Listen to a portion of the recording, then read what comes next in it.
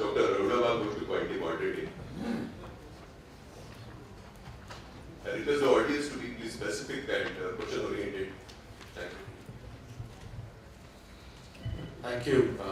Good morning, Honorable Ministers and Dais and Honorable Dignitary. Minister Goyal did not talk about it. I request him to say a few words about that.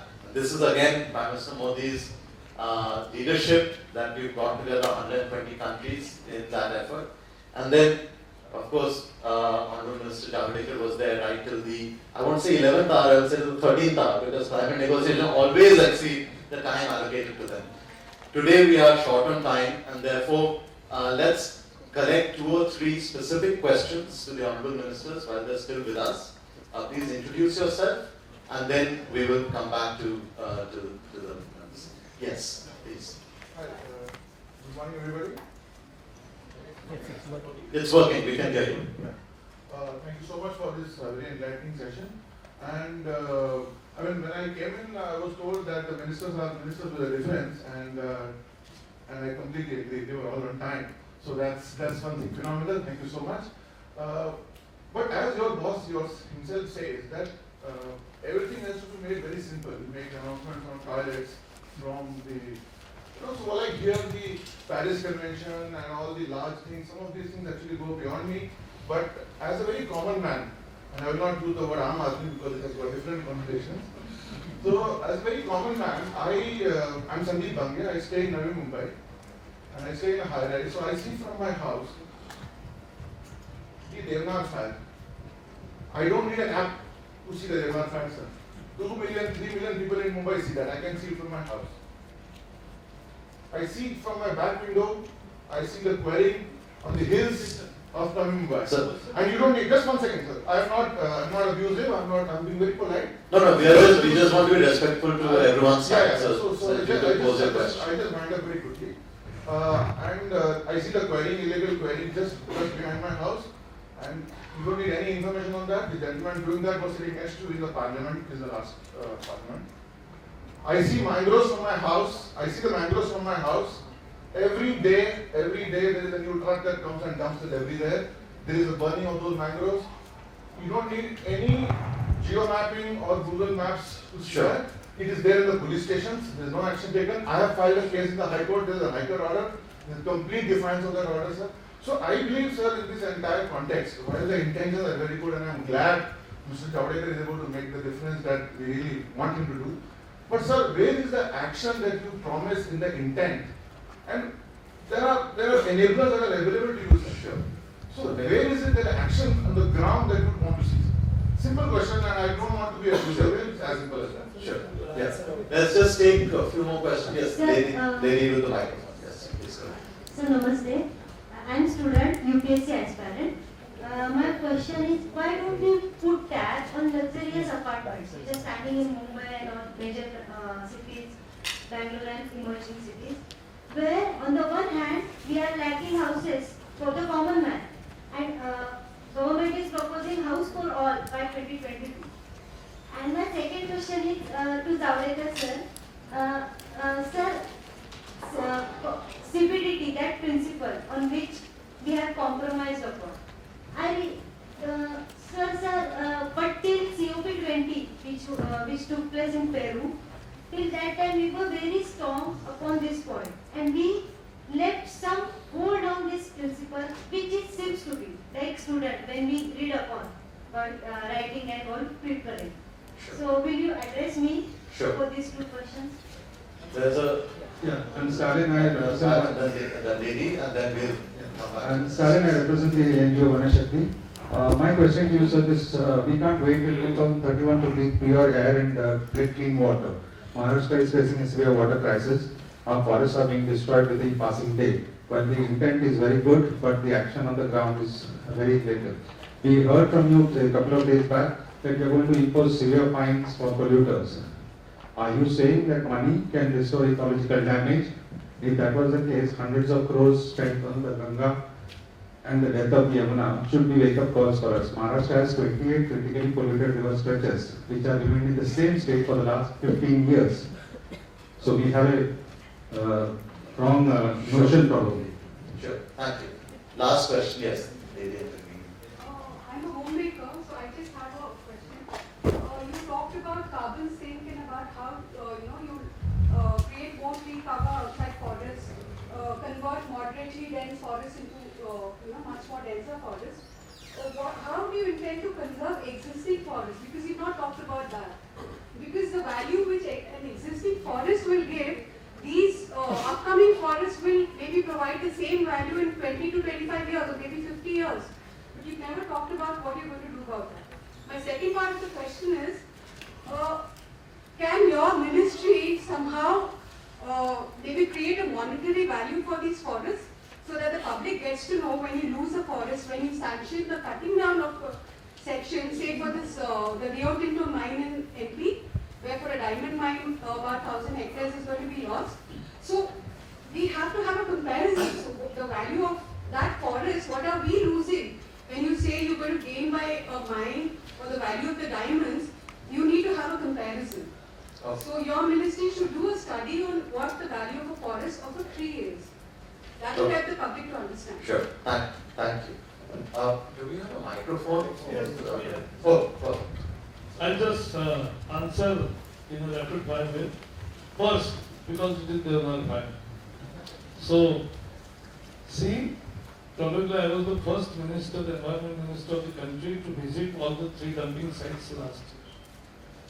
So, you will appreciate that I have not seen from my window, but have gone there and talked to right people. Second, immediately I called all officers. Now they have submitted us short-term measures, medium-term measures, long-term measures, and we intend to and will review every quarterly. But I am coming with solid waste management rules, as I said in my speech, on 6th or 5th April. That is the last waste management rule, and the whole waste management goes in for a change. Even in Mumbai, 15% is only what gets segregated. We will increase that percentage because we are putting responsibility on bulk generators of waste. And more importantly, I was just telling Kapoor sir that 70 years of independence, 70% of sewage, we don't have built capacity even to treat sewage.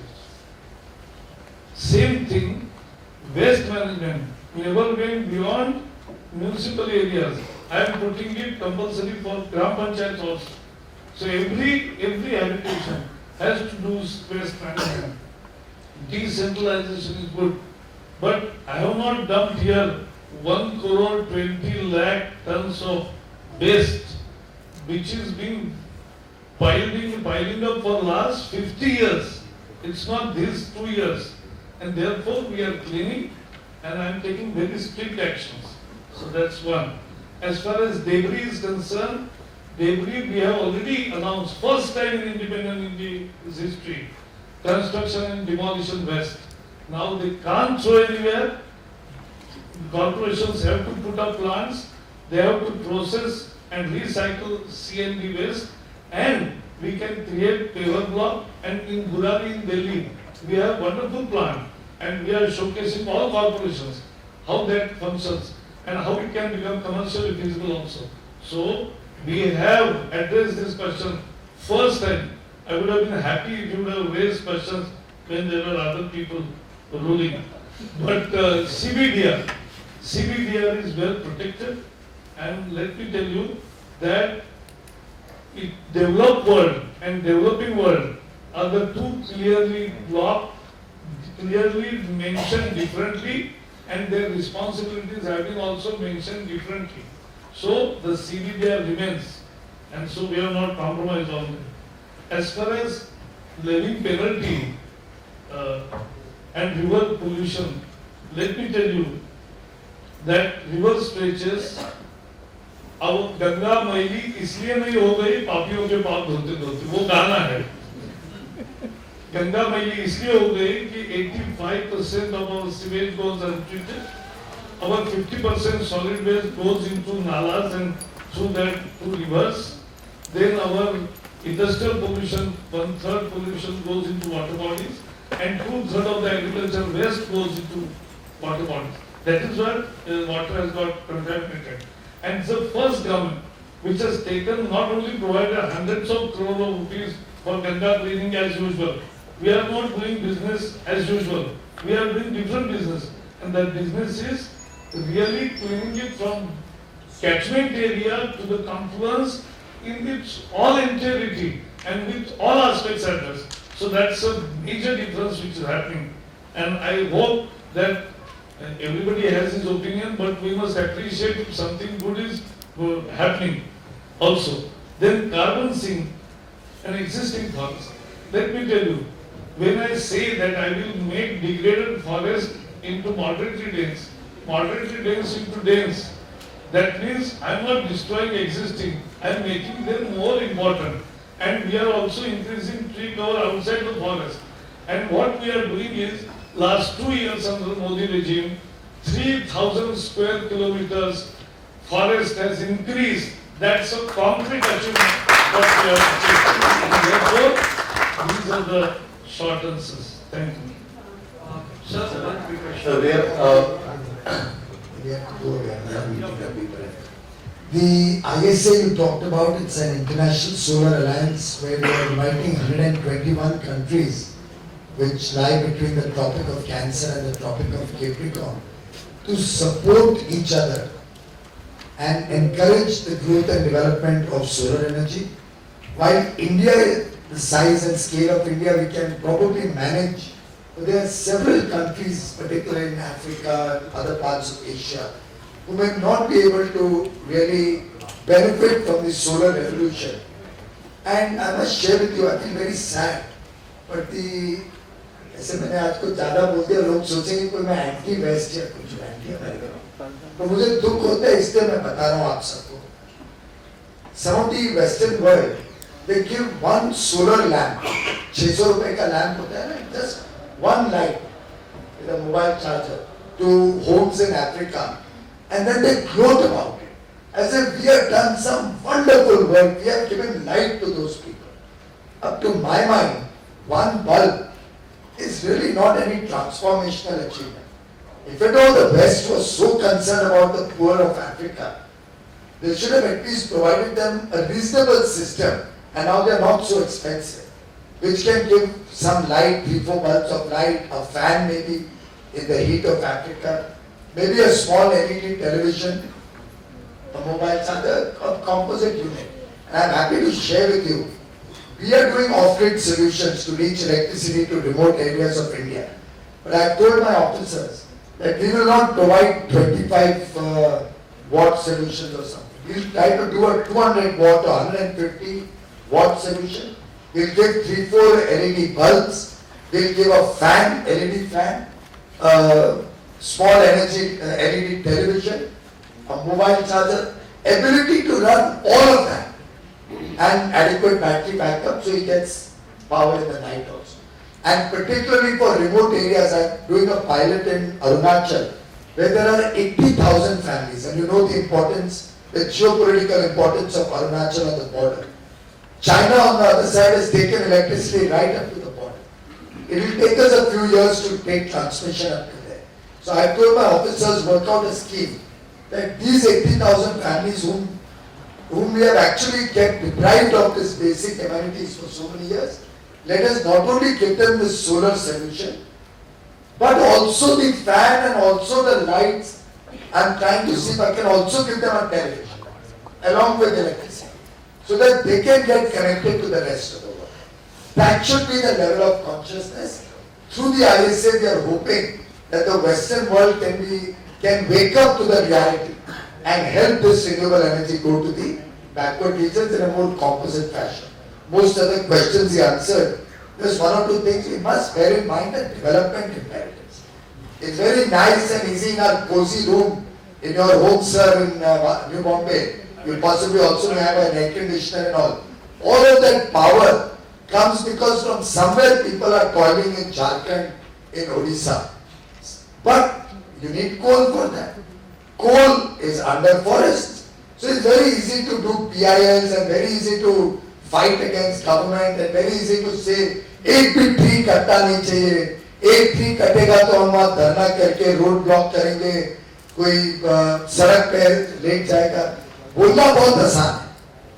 It's very easy to be evangelists sitting in our homes enjoying 24 hours electricity, but for that somewhere down the line there you had to cut a forest. नहीं तो कोयला नहीं आता, कोयला नहीं आता तो आपके घर में भी अंधेरा होता. Having said that, as conscious citizens, I am also delighted to inform you, like Prakash ji did, that coal companies now, for every tree that they cut, are actually putting out several times more of forestation. Every mine, पहले जमाने में क्या होता था, mine close नहीं करते थे, तो पड़ी रहती थी, बंजर माइंस पड़ी रहती थी. अभी प्रकाश जी ने कंपल्सरी कर दिया, माइनिंग वर्क जब भी स्टॉप होगी, you have to declare it closed, do the mine closure through a plan that he has prepared and a forester. और अगर आपने मन की बात सुनी होती इस लास्ट संडे, तो उसमें प्रधानमंत्री जी ने उसका जिक्र किया. अब हम ये ओल्ड माइंस को टूरिज्म के साथ जोड़ रहे हैं. ये क्रिएटिंग इको टूरिज्म पार्क्स है. वेस्टर्न कोलफील्ड्स में नागपुर के पास शुरू हुआ है. किसको इच्छा है तो जाके आप देखिए कैसे mine is being converted to forest. और अब ये all over India every mine will compulsorily convert to forest after the mine closure. So development imperative को भी ध्यान में रख के हमको environment के बारे में विषयों को बैलेंस करना पड़ेगा. लग्जरी फ्लैट्स के ऊपर टैक्स का बहुत अच्छा आइडिया है, करना चाहिए. सरकार ने कई प्रकार के टैक्स लगाए हैं. इतना जरूर मेहरबानी करना है, अर्नब गोस्वामी का नंबर दे देता हूँ, उसको भी जरा कह देना कि अगर हम टैक्स लगाएं लग्जरी अपार्टमेंट्स में तो 10-12 दिन तक न्यूज़ आवर में 9 से 11 हमको उसके ऊपर अटैक ना करें. बहुत बहुत